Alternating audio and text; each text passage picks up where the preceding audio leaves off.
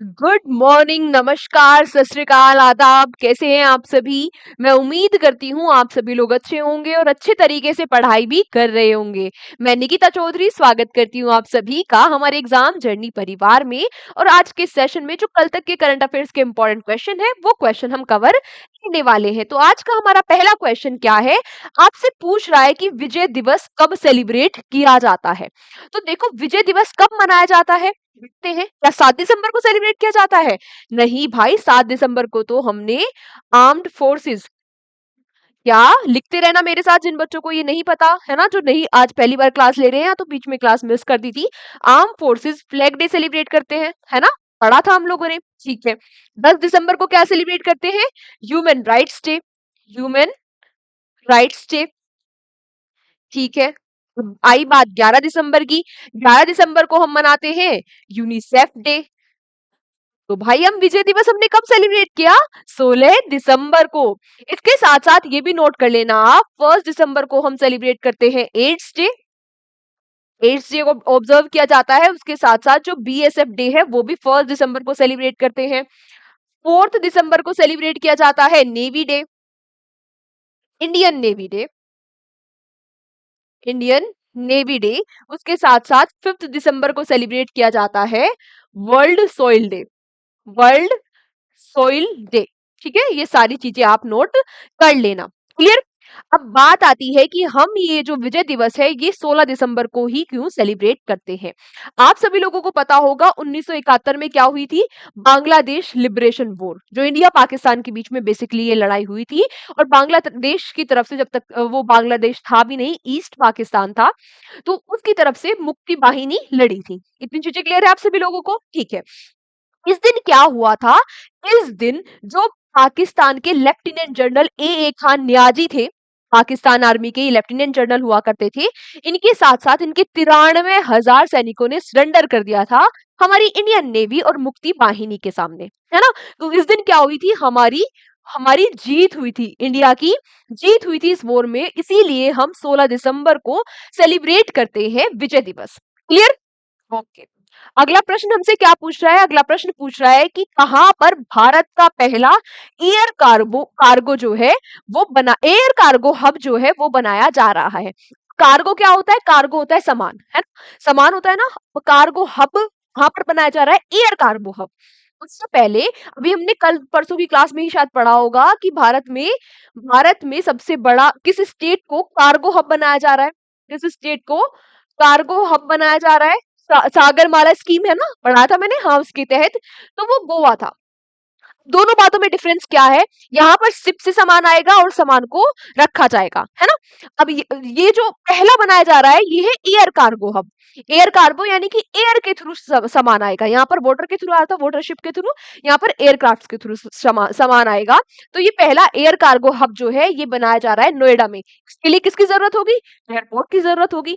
और आप सभी लोगों को पता ही होगा कि नोएडा में जो इंटरनेशनल एयरपोर्ट है वो बन चुका है, जेवर में, जेवर इंटरनेशनल एयरपोर्ट है। तो पहला कार्गो हब इंपॉर्टेंट क्वेश्चन हो जाता है, याद रखना। और गोवा को भी आप याद रखेंगे। अच्छा, इसके साथ साथ ये लार्जेस्ट भी है, हमारी कंट्री का सबसे बड़ा एयर कार्गो हब भी बनने जा रहा है। अगला आपसे क्या पूछ रहा है? जोधिया अम्मा, ये जो जोधिया अम्मा जी है इनको अभी पद्मश्री से सम्मानित किया गया था। कब पद्मश्री से सम्मानित किया गया था? 2023 में। और पद्मश्री है क्या? हमारे भारत का ये फोर्थ हाईएस्ट सिविलियन अवार्ड है ना? ये तो आप सभी लोगों को पता होगा। तो इनको पद्मश्री से सम्मानित किया गया था 2023 में। इनका भी हाल फिलहाल में निधन हो गया है। आपसे पूछ रहा है कि किससे संबंधित थी? तो ये संबंधित थी किससे? बेगा चित्र से। किससे? बेगा चित्र से। डायरेक्टली क्वेश्चन पूछ लेगा। ये तीनों चारों बात इनके बारे में आप याद रखना कि इनको पद्मश्री से सम्मानित किया गया, बेगा चित्र से संबंधित थी, 2023 में इनको पद्मश्री दिया गया। क्लियर? अगला आपसे पूछ रहा है, recently desert knight war exercise has started in Arabian sea between India, France and which country? तो यहाँ पर हमें दो तीन चीज तो क्वेश्चन से ही पता चल गई। एक तो एक्सरसाइज कौन सी है? डेजर्ट नाइट एक्सरसाइज है। दूसरी बात ये कहाँ पर कंडक्ट कराई जा रही है? अरेबियन सी में कंडक्ट कराई जा रही है। तीसरी बात ये किसके बीच में होती है? इंडिया, फ्रांस और एक और कंट्री है, वो कंट्री का हमें नाम बताना है। तो हमें ये पता लग गया कि भाई ये ट्राइलेटरल एक्सरसाइज है ना? पता चल गया ना कि 3 देशों के बीच होने वाली एक्सरसाइज है। तो तीसरा देश कौन सा है? तीसरा देश इसमें हो जाता है यूएई। ये जो एक्सरसाइज होती है, ये मिलिट्री एक्सरसाइज कंडक्ट क्यों कराई जाती है? सेनाओं के बीच में जो सहयोग है, भागीदारी है, उसको बेहतर करने के लिए, भाई एक दूसरे से टेक्नोलॉजी सीखने के लिए, वॉर वाली सिचुएशन के लिए रेडी होने के लिए ये सारी एक्सरसाइजेस कंडक्ट कराई जाती है। ये आप सभी बच्चों को पता होगा। अगला आपसे क्या पूछ रहा है? Recently the book many Ramayanas many lessons written by whom with written by whom will be published। आपसे क्या पूछ रहा है? आपसे ऑथर पूछ रहा है किसके? Many Ramayanas many lessons. इस बुक के ऑथर कौन है? तो इस बुक के ऑथर हो जाते हैं कौन? आनंद नीलकंठन जी। याद रखना, ये बुक्स एंड ऑथर काफी पूछ लेता है एग्जाम में। अच्छा, आपके लिए आज क्वेश्चन फॉर यू क्या है? मैंने कल की क्लास में ही आपको एक क्वेश्चन पढ़ाया था, है ना? क्वेश्चन फॉर यू का मतलब क्या होता है कि इसका आंसर आप मुझे कमेंट बॉक्स में दोगे। मैंने कल की क्लास में ही आपको एक क्वेश्चन पढ़ाया था कि भाई मोदी जी के ऊपर एक बुक लिखी है हमारे जो यूनियन मिनिस्टर हो जाते हैं कल्चर एंड टूरिज्म के, उनके द्वारा। तो आपको बताना है वो बुक कौन है और हमारे वो मिनिस्टर कौन है। दोनों दोनों चीजों का आंसर आपको करना है कि बुक कौन है और उसके ऑथर कौन है। बुक कौन सी है और ऑथर कौन है, ये आप मुझे कमेंट बॉक्स में बताओगे। क्लियर? अगला आपसे क्या पूछ रहा है? Who has recently won the Syed Mushtaq Ali trophy 2024। जो ये सैयद मुश्ताक अली ट्रॉफी है 2024 में, इसको किसने जीत लिया है? इसको जीत लिया है किसने? मुंबई ने। मुंबई ने इसको जीत लिया है और ये एक T20 की डोमेस्टिक ट्रॉफी होती है ना? किसके द्वारा कराई जाती है? ये इसका ऑर्गेनाइज, ये जो ट्रॉफी है ये ऑर्गेनाइज कराई जाती है बीसीसीआई के द्वारा, और जिसके अभी नए अध्यक्ष बन गए हैं देवजीत देवजीत सेहकाई जी, है ना? हमने पढ़ा था इनके बारे में पहले कि जय शाह हुआ करते थे, तो वो तो आईसीसी के बन गए, तो बीसीसीआई के बन गए देवजीत, है ना? ये सारी चीजें तो क्लियर होगी आपको। और ये जो सैयद मुश्ताक अली जी है जिनके नाम पर ये ट्रॉफी है, ये टेस्ट क्रिकेटर थे, इनके नाम पर इस ट्रॉफी को नाम दिया गया है। याद रखना, मुंबई ने जीत ली है। अगला आपसे क्या पूछ रहा है? Which Indian project has been awarded the sword of honour award by the British safety council. तो आपसे क्या पूछा है कि जो ब्रिटिश सेफ्टी काउंसिल है उसके द्वारा भारत के किस प्रोजेक्ट को स्वार्ड ऑफ ऑनर से सम्मानित किया गया? तो ये हो जाता है कौन सा प्रोजेक्ट? श्री राम मंदिर प्रोजेक्ट। भाई श्री राम मंदिर प्रोजेक्ट को सम्मानित किया गया, क्यों किया गया? कि भाई यहाँ पे जो सेफ्टी मेजर था उनका अच्छे से ध्यान रखा गया, सेफ्टी स्टैंडर्ड्स का ध्यान रखा गया और मैनेजमेंट भी सेफ्टी के लिए काफी अच्छे थे राम मंदिर प्रोजेक्ट में, इसीलिए इन्हें स्वार्ड ऑफ ऑनर से सम्मानित किया गया इस प्रोजेक्ट को। अगला आपसे क्या पूछ रहा है? Which scheme has been launch by the central government to promote the movement of goods through inland waterways.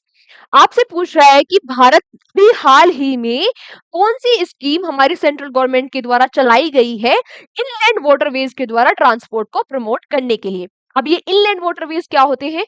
जैसे भाई रिवर हो गई, लेक हो गई, है ना? जो इनलैंड वाटरवेज है इनके थ्रू क्या होना चाहिए? ट्रांसपोर्टेशन होना चाहिए। क्यों भाई, क्या जरूरत है? हो तो रहा है यार, रोड के थ्रू जा रहे हैं, ट्रेन व्रेन में जा रहे हैं, तो भाई ये इसलिए होना चाहिए, एक तो ये कॉस्ट इफेक्टिव बहुत ज्यादा होता है, तो इसीलिए इसको क्या कर रही है हमारी जो सेंट्रल गवर्नमेंट है वो प्रमोट कर रही है। और उसके लिए जो स्कीम चलाई गई वो क्या है? जलवाहक स्कीम। क्या है? जलवाहक स्कीम।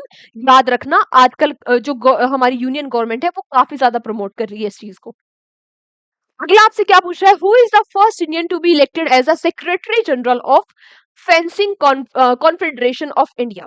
जो फेंसिंग कॉन्फेडरेशन ऑफ एशिया है, सॉरी, उसके आपसे पूछ रहा है कि सेक्रेटरी जनरल बनने वाले पहले भारतीय कौन बन गए हैं? तो ये पहले भारतीय बन गए हैं कौन? ये बन गए हैं राजीव मेहता जी। कौन बन गए हैं? राजीव मेहता जी। अगर मैं ये FCA यानी कि एशियन फेंसिंग कॉन्फेडरेशन के बारे में बात करूं तो ये स्टैब्लिश हुई थी 1988 में। हेडक्वार्टर्स इसके दुबई यूएई में हो जाते हैं और इसके जो प्रेसिडेंट है वो है शेख सलीम सुल्तान ए कशीमी, है ना? इनका नाम भी याद रख लेना, ऐसे नाम आपसे पूछ लिए जाते हैं। आज का हमारा लास्ट क्वेश्चन क्या है? आज का हमारा लास्ट क्वेश्चन है, what is the rank of India's finance minister Nirmala Sitharaman in Forbes 2024 powerful women list. Forbes ने पावरफुल वुमेन की लिस्ट निकाली है, इसमें आपसे पूछ रहा है जो हमारी फाइनेंस मिनिस्टर है निर्मला सीतारमन जी, उनका कौन सेवा स्थान है? तो इनका स्थान है 28 फोर्ब्स की लिस्ट में, है ना? पावरफुल वुमेन की लिस्ट में इनका 28 स्थान है। इंपॉर्टेंट क्वेश्चन है, याद रखना। फर्स्ट पे कौन है ना? हमारी निर्मला सीतारमन जी तो 28 पे है। फर्स्ट पे है जो प्रेसिडेंट है यूरोपियन कमीशन की, जो यूरोपियन कमीशन की प्रेसिडेंट है उर्सुला वॉन दे लेन, ये फर्स्ट नंबर पर है। क्लियर चीजें? क्लियर है ना? तो आज की क्लास को हम यही तक रखते हैं। Thank you so much everyone हमारे साथ सेशन में एंड तक बने रहने के लिए। पीडीएफ आपको मिल जाएगी हमारे एग्जाम जर्नी के टेलीग्राम चैनल पर। वहां आपको डेली क्लास के बाद पीडीएफ अवेलेबल हो जाती है। बाकी अच्छे से शिद्दत के साथ पढ़ाई करते रहो, मेहनत के साथ, ईमानदारी के साथ लगे रहो। सिलेक्शन ज़्यादा दूर नहीं है, शिद्दत के साथ लगे रहोगे तो बहुत पास है। थकना नहीं है, रुकना नहीं है, बस चलते रहना है। इतना सा बस आपको करना है, बाकी नोट्स बनाते रहना। और देखो सिलेक्शन में मैं आपको हमेशा कहती हूँ, हर क्लास में मैं एक बार आपको ये बात रिमाइंड करा देती हूँ कि सिलेक्शन में सबसे बड़ा जो रोल रहता है, वो कोर्स पूरा करने का, सिलेबस पूरा करने का नहीं रहता, सबसे बड़ा रोल रहता है रिवीजन करने का। जितना पढ़ रहे हो उसको डेली रिवाइज करो। सिलेक्शन इज द सॉरी क्या होता है, revision is the key to selection. ये बात आप अपने दिमाग में छाप लो। जितना भी डेली डेली पढ़ो, डेली डेली रिवीजन करते रहो, बैकलॉग्स मत रखो। बहुत जल्दी सिलेक्शन होगा और बहुत अच्छे से सिलेक्शन होगा, बहुत अच्छे नंबर्स के साथ सिलेक्शन होगा। तो बस आज के सेशन को हम यहीं तक रखते हैं। कल के सेशन में आप सभी प्यारे बच्चों से फिर से मुलाकात होगी। तब तक अपना ध्यान रखिए, अपनी हेल्थ का ध्यान रखिए, अपने बड़ों का सम्मान कीजिए, अपने छोटों को प्यार दीजिए, यूं ही हंसते रहिए, मुस्कुराते रहिए। Take care, bye bye.